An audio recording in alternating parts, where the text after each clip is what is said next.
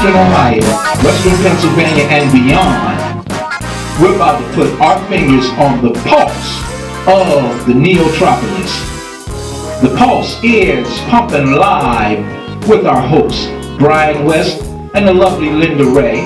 Myself, I'm Dwayne Watkins, the music maker, and today's show is all about the American spirit, entrepreneurs. The Pulse is brought to you by Method 8, a Method 8 Incorporated Productions. Take it away, Brian. All of my people, citizens, welcome to The Pulse, where we engage in topic dialogues and strangle the business world with our dialect and harsh words for those who dispose against diplomacy. Today's topic is about the gritty, where greed is good and America is filled with commerce. Entrepreneurs all over the world are looking for your money. They want it and they want it now. If you don't have it, you're out on the street. That's what we're going to talk about today's topic. The poetry, the romance, the intellect, all behind entrepreneurs. What's in the mindset of your little child when they grow up and they become just like me, a fanatic to achieve? We'll be right back in The Pulse with me, Brian West, Linda Ray, and Wayne, the corporate, the greedy, the man behind the glasses, the music maker. We'll be right back in The Pulse.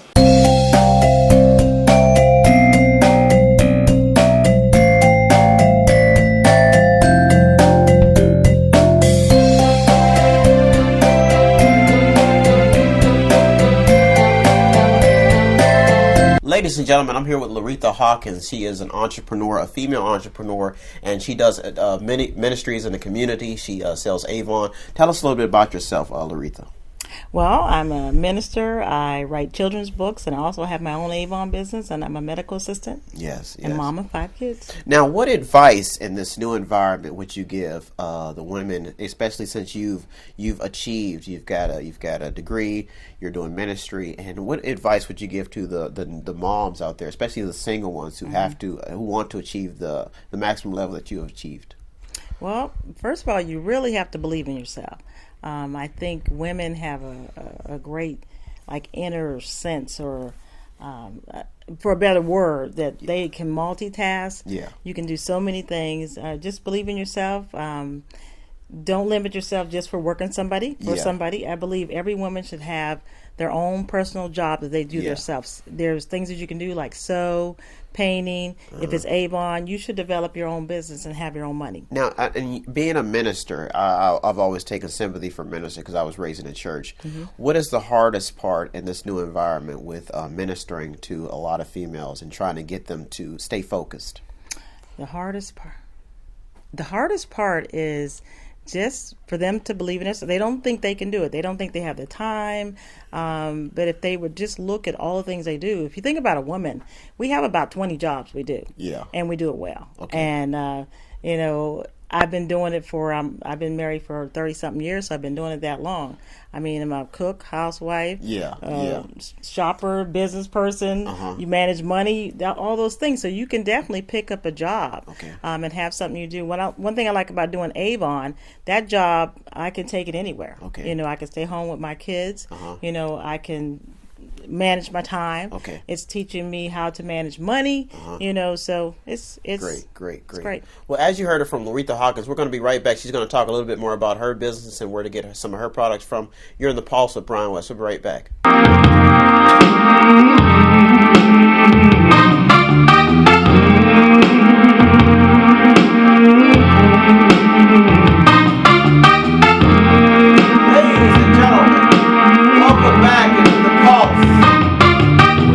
You want my love and you can't deny it.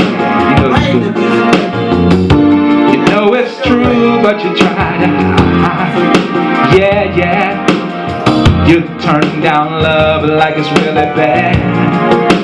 All right. We've celebrated our lovely days with peacefulness and happiness. But as you can see, I'm wearing the color green today for a reason. Because money is what fuels America. It's been that way since the founding fathers had debts and had bills to pay. So greed, is it good? The entrepreneurs who embrace are scenes with ideas that are unheard of. One day Steve Jobs is thinking of the Apple computer in his garage, and the next day it becomes a part of mainstream society. Me, myself, sitting at home with Linda Ray, feasting on a bag of chips, and we all of a sudden just decide we're going to create a TV show called The Pulse, huh? And then we call up Wayne and say, hey, Wayne, you down to play some music on The Pulse? And Wayne says, hey, it's fine, but you got to put some bands in it. So that's what America is. Entrepreneurs, from the cameraman to the tax collector. So these people decided they're just going to come up with some crazy ideas, and you're going to come along for the ride. Is that still alive? That's the question we're asking today. And a global, corporate, greedy, brutal America where if you don't have the money, you're out on the streets. It's getting exciting. Ladies and gentlemen, it's going to get hot here today because we're talking about entrepreneurs. Is it still alive, Wayne? What do you think? Is it always? Always. Huh? Always. It's gonna be. You're gonna always have people who come up with stuff. It's like Matter of fact, one time I was thinking I had a good idea. I was gonna take some of these bottles. Yeah. And I was going to get like a whole truckload of bottles, and I was going to go down to the hardware store and get a spring. Get one of them little springs, little mini spring, and then get some labels and put it on these bottles and get a spigot and fill up each one of the bottles and stuff like that. And I was going to call it Wayne Spring Water. Oh my God. Yep. Wow. It probably would flourish. You'd probably be a millionaire. I'd be calling you up like, wait a minute, can I borrow at least a few dollars? But see, that's where the problem comes in. Now you have to have, all of these people are making all of this money. You got to have some kind of regulations. Yeah. Because what if I got that water out of some water that that came from like some frack water? Yeah. Like that, Well, now Linda, I come home, my wife or anybody who I'm dating, some girl, I'm single, so I get to go home to a Care Bear. But anybody I'm dating, say this girl all of a sudden gets up Sunday morning, everything's normal, and she just says all of a sudden, honey, I want to take your paycheck and I want to open me up a beauty store. And I say, first of all, it's my money. You're the female. American women, when they come to entrepreneurs, America's women have flourished. They're on top of the nonprofit world, and they are considered the most valuable asset when you're running a business because of the fact they have patience. They have endurance, but they do lack some skills from a male. But when it comes to sticking it together and actually staying along for the long run, women have got it correct. So when it comes to women in America, do you think that the entrepreneur spirit is still there for them in the future? What do you think? Oh, definitely. And there are a lot of economists that say in times of recession, and a lot of people think that we're still in the recession of 08. Yeah. Because a lot of people still don't have jobs. Yeah. But there are a lot of economists that say that's the best time to have the entrepreneurial spirit, start a new business. Yeah. Because your competitors might be weakened. Yeah. You may have a better chance of negotiating better rates with your suppliers. Yeah. You may be able to get office space cheaper. You may be able to hire consultants that have been downsized, but they're really good. But they've been downsized. It was let's reminisce a little bit, Wayne, because it was comical when I first started Methody. It's still comical sometimes because here I am, this little man with all these bright ideas, and when I first started, I think it was in 2007, I got this idea. I said, I'm going to open up a business. So I opened it up. And then what I found out is that the entrepreneurial world wasn't as easy as people had thought. It was very competitive. It still is. You have to always, you got to take care of yourself, and it drives you crazy. So when you see, especially when you come from a mind of yours, an adult, and you see a young man like yourself, what I did not like was the fact that there wasn't a lot of mentors around. There wasn't a lot of mentors for me, and they didn't take on the mindset that I had. Do you think that is changing? Well, you know what? It got to the point like with business. It's the technology enables a lot of businesses. Like say for instance, say Facebook. The .com people and everything. I used to see all of these companies, growing, like exploding in the .com era and everything. Which is like the bust and everything. But see, there's good things about that and it's bad things about it. I mean, it's like one I like to find.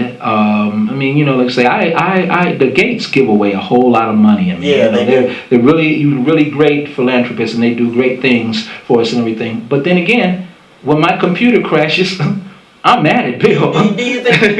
What about the shark? I mean, do you think that when you talk about Facebook and they talk about the ideas, and when people say that these people steal ideas, and it's going to always, you're always going to have that kind of situation. I mean, there's guys like, to give you a perfect example, even in music. Okay, there was a long time ago, I think it was way back in the early '60s, when a great composer like a great guy Quincy Jones.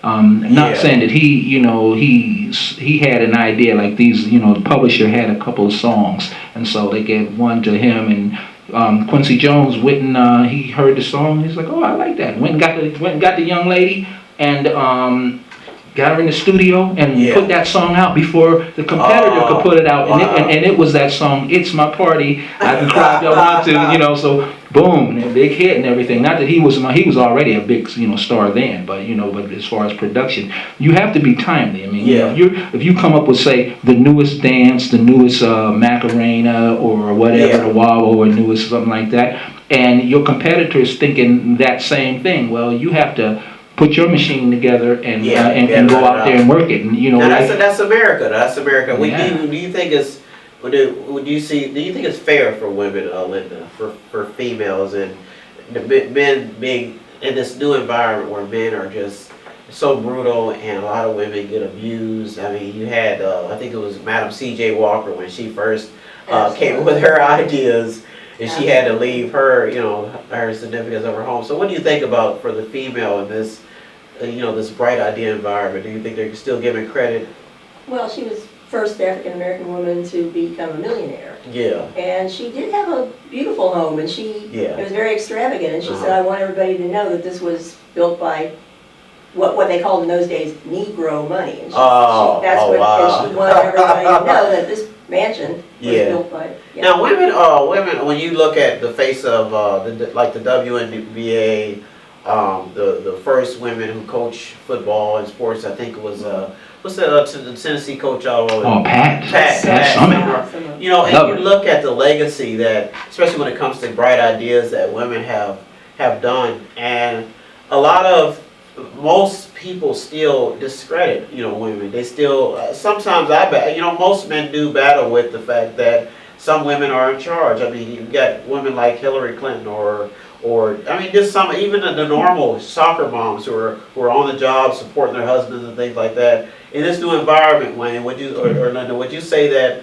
we're given, just enough to the females? They go through a lot. My mother went through a lot when she raised me, and she didn't have the opportunities. We talk about equal pay and being on the job with men or going to the gym now with men. A lot of that is taken for granted. So when you look at that, do you think this new generation is taking it for granted? Do you think they respect the rights they have now?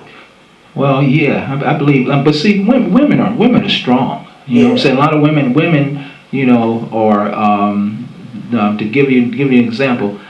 If I'm not mistaken, I believe that the wealthiest woman in the world. You know who that is? Who's that? I think it's the Queen. Do you think I'm talking about entrepreneurially? Well, they run their country or whatever. They do what they do as a business. And, it's like they used to have. So it's all whenever you're making money, like Ross Perot used to say, and he was a billionaire. So I guess he knows what he's talking about when he calls it business. He didn't say business. He said business. See, I keep it American. I want to know about the American entrepreneur. But Oprah, that's your girl. I mean, as long as you talk about Oprah, man. See, Oprah's an entrepreneur female. Ladies and gentlemen, when we talk about women and entrepreneurs, if you bring up Oprah around me, I get goosebumps. Oh yeah. Oh yeah. Well, thank you so much. We'll be right back. We got some skits. We've talked about the entrepreneurs. We've thought it out. We've added the females in there. We've talked about the males. We've talked about ourselves, and me and Linda kicking back on the sofa, watching reruns of Oprah Winfrey and coming up with the pulse, huh? Got a new woman too. We'll be right back in the pulse with me, the intelligent, strong-minded, and aggressive, green is good, Brian West, the wolf of the pulse, Linda Ray, and Wayne, the all-powerful, almighty music maker. We'll be right back in the pulse with Brian West and Linda Ray and Wayne.